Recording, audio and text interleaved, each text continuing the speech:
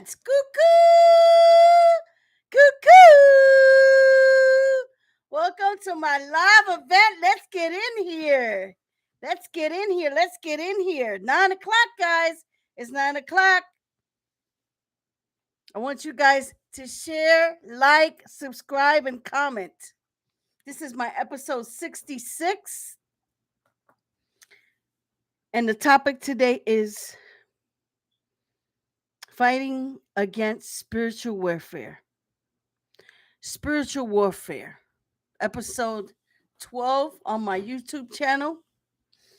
And I am here gladly, your humble servant, your host, Magda Annette Soto, aka Aunt Maggie, co-author of the #1 best-selling book called Hard Set in Amazon. Go look it up. And just an overall energetic, uplifting kind of girl. So why did I choose fighting against spiritual warfare? Because when the Lord has something special for you, hi cuz, hi Mercedes, how you doing, my love? When the Lord has something special for you, it is more than certain that the enemy will attack you. It is more than certain that you will be attacked.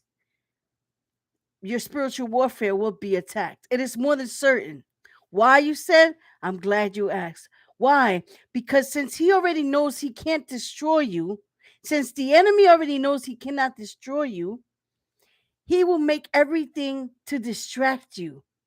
He will make everything in his power to get you to look to the side, to get you to stay looking towards him and not looking towards your potential. You see, I was reading in Ephesians. It is said in Ephesians 6 that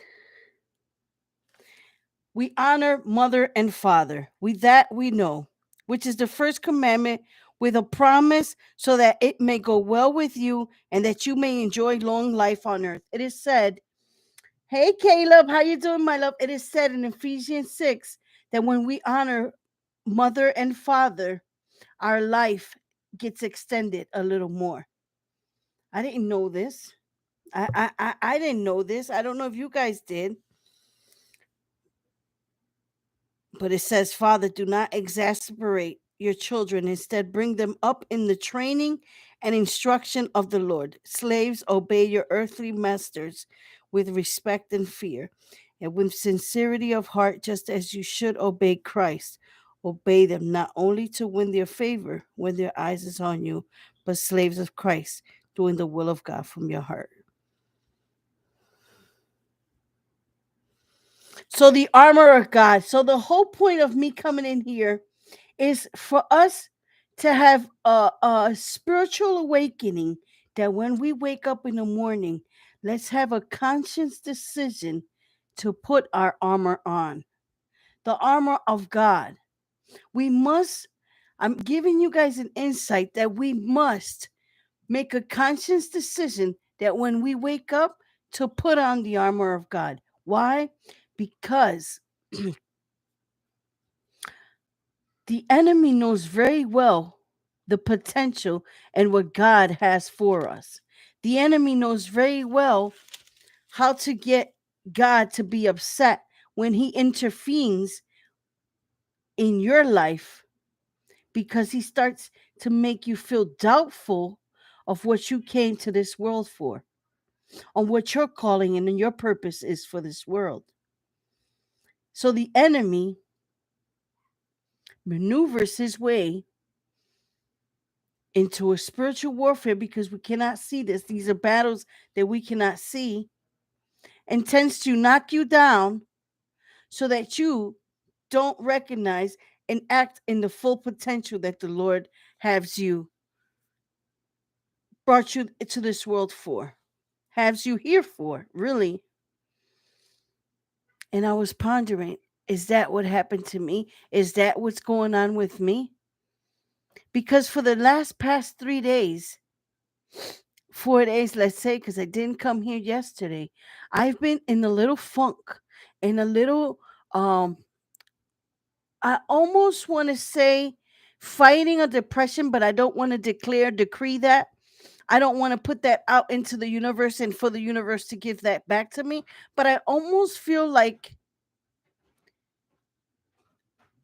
my spiritual armor of God has been attacked. And why do I say that? I say that because I've been in, tell you the little story short, I've been experimenting with things that I shouldn't be doing. I am supposed to be very strict on my health, and I just been eating certain things that I know I'm not supposed to be eating. And with my thought process, I'm supposed to be thinking uh certain things, and then I start to think about other things that don't even make any sense. So I feel that my spiritual being is being attacked because I am not where I want to be. And sometimes if you look at that, it'll bring you down.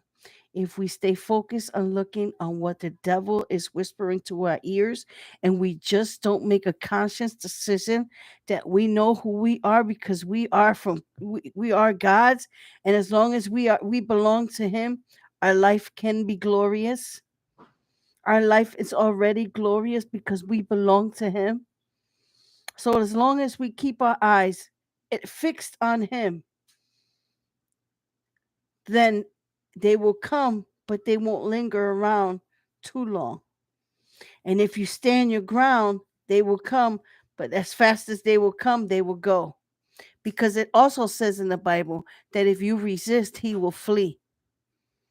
And if you resist, he will flee. But sometimes we sabotage ourselves because we sometimes think, oh, well, this is too good to be true. Let me just make it. See, I'm not used to having good things. I'm not used to having a good life. I'm not used to having good things. Let me just sabotage myself just because I don't think I deserve it. Have any one of us can relate to that? Sometimes we sabotage our own selves because we think we don't deserve it. We think we're not capable or even willing to deserve such a reward as that. That's what happened to me. This is what's going on with me. But I said until today. Until today, I'm coming back stronger and more prepared than ever. Until today. So when you wake up and you start to declare and decree that enough is enough, and today will be the last day you had of having a bad day, that is when you start to have your power back and you start to walk in confidence that you know who you are because you are Christ. And so if you are his, then the whole your life is glorious. I'm not saying we're not going to have bad days, but it will never be a bad day being in misery and a bad day being in glorious. We can sometimes smell the victory. We can smell the breakthrough that is coming. And as long as we can stay in that kind of state of mind, and we can stay in a state of joy, we can get through anything. We can get through anything in life. See, he made us for such a time as this. Nothing can defeat us because at the end of the day, we won. God defeated Satan. So we won already. It's just a battle, a constant battle that we must go through and get through, because at the end of the tunnel, we will see the light and we will be in victory. We will be in victory because everything that we know that God put in us, we start to take action. And before you know it, you start to become a blessing for others. and you start to be someone else's miracle. And once you start to be someone else's miracle, that is when your life starts to take change. Yes. So thank you for allowing me to be to be hot, humble, open, and transparent. Thank you for allowing me to pour my true feelings into here. Thank you for allowing me to to be myself, to tell you all my dirty laundry, to tell you who really what's going on in my life. Thank you. Thank you for allowing me to be me. And so the insight that I have for you is just be you. People will love you for who you are because God made us all uniquely. We are all unique. There's no replica of us. So we are all uniquely made in his eyes. And since he does masterpieces, we are his masterpiece. And once we start looking at ourselves with the beauty that God looks at us, no one can treat us any kind of way. No one can be, stomping on us. Yes, no one can be stomping on us and treating us any kind of way because we are queens. We are his princess. We are queens. And so that should be. People should treat us that way because that's who we are. We are queens. Remember that, my queens. So thank you for allowing me to be hot in here. Humble, open, and transparent. I am going to catch you in the next round. And I'm going to leave you like I always leave you. If you believe, you can achieve. Thank you, guys. I see you tomorrow. You guys are going to keep me accountable. I will see you definitely tomorrow, 9 o'clock Eastern Time. No me fallen. I love you guys. Bye bye.